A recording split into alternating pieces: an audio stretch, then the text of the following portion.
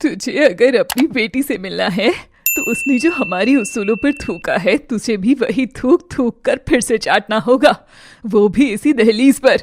हाय हाय शालिनी, ये क्या बात हुई? खुद थूक चाट कर क्या बड़ी बात? इसको तो थूक पॉलिश करनी होगी, समझी मोटी? अम्मा की नजरें झुकी हुई थी। वह बिना कुछ बोले हाँ में सिर हिला रही थी। तभी सांझ देखती है कि दोनों जुल्मी औरतें यह सब उसकी अम्मा के साथ कर रही हैं।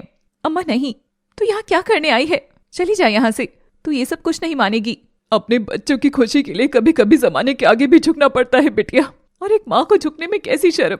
अम्मा झुककर दहलीज पर नाक रगड़ने लगती है। शालिनी कंशिका वहीं अपनी टांगे लगा लेती है। छू, इसे भी छू और बोल, हम तुम्हारे कीड़े मकोड़े हैं मालिक, जब चाहे कुचल सकते हो, हम उफ भी नहीं करेंगे। ठीक है मालिक, बोलूंगी, सब बोलूंगी। अम्मा दहलीज पर नाक रगड़ रही थी। यह देख सांझ के सीने में जलजला उठ जाता है। कीड़े मकोड़े? अरे अम्मा की हस्ती जान लोगी ना तुम, एक बार तो हिल जाओगे। अम्मा कोई नौकरानी नहीं, सेठानी है, हमारी किन्नर बिरादरी की सेठानी, मगर मजबूर माँ भी है। एक माँ चाहे पूरा जगत जीत भी ले मगर फिर भी वह औलाद के लिए झुकना नहीं भूलती है। और लोग कहते हैं कि किन्नर क्या जाने माँ की ममता। अरे देख लो पत्थरों, किन्नर अम्मा कितनी बेबस है आज इस ममता के मारे। अम्मा के आंसुओं से दहलीज भीग रही थी। शालिनी कंशिका एक दूसरे को तालियां मार रहे थे। तभी जोर से आवाज आती है, बंद करो ये तमाशा आप दोनों। वेद की आवाज सुनते ही शालिनी और कंशिका रुक जाते हैं। वेद आकर अम्मा को उठाता है और दोनों की आंखों के सामने ही उसे अंदर ले जाकर कुर्सी पर बैठाता है। शालिनी ले, एक और कलंक तो लगा दिया तेरे बेटे ने। ऐसा तो नहीं कि दिल दे बैठा है तेरी इस नैनी को जो हमारी हर बात के खिलाफ जा रहा है। नहीं नहीं, मैं ऐसा नहीं होने दूंगी। वेद अपने हाथ से हमारे संस्कारों का गला घोटे, उससे पहले मैं उसके गले में मेरी कठपुतली से बांध दूंगी। बहुत हो गया इसकी मनमानी। वेद पलटकर दोनों को घूर कर देखता है। बहुत हो गया आप दोनों की मनमानी यार। माना कि हमारे घर के नियम कहते हैं कि औरतें घर में नहीं आ सकती है, मगर शायद आप भूल गई हैं, ये दुनिया हमारे नियमों से नहीं चलती है।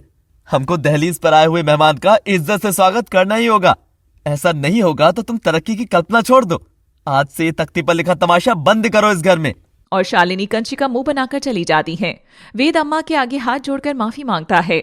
सांझ, तुम अम्मा को परी के कमरे में ले जाकर बात कर सकती हो, और अब तक मेरे और मेरे परिवार के जरिए तुमको जाने अनजाने में जो भी ठेस पहुंची उसके लिए माफ कर देना, प्लीज माफ कर देना।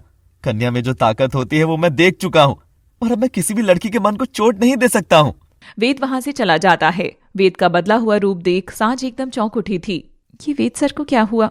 ये अचानक से मेरी साइड कैसे ले रहे हैं?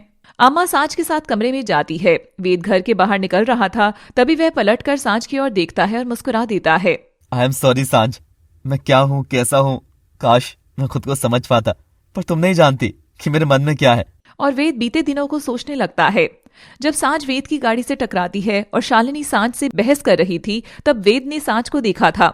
जिस हिम्मत से वह अपने लिए लड़ रही थी, वह दबंगाई देखकर वेद का दिल सांझ के लिए पहली बार धड़का था। वह अपने परिवार की रूढ़िवादिता के चक्कर में बेचारा अपना मुंह बंद किए बैठा ही रहा। वेद सांझ के बोलते होठों को इशारा करते हाथों को बार बार देख रहा था।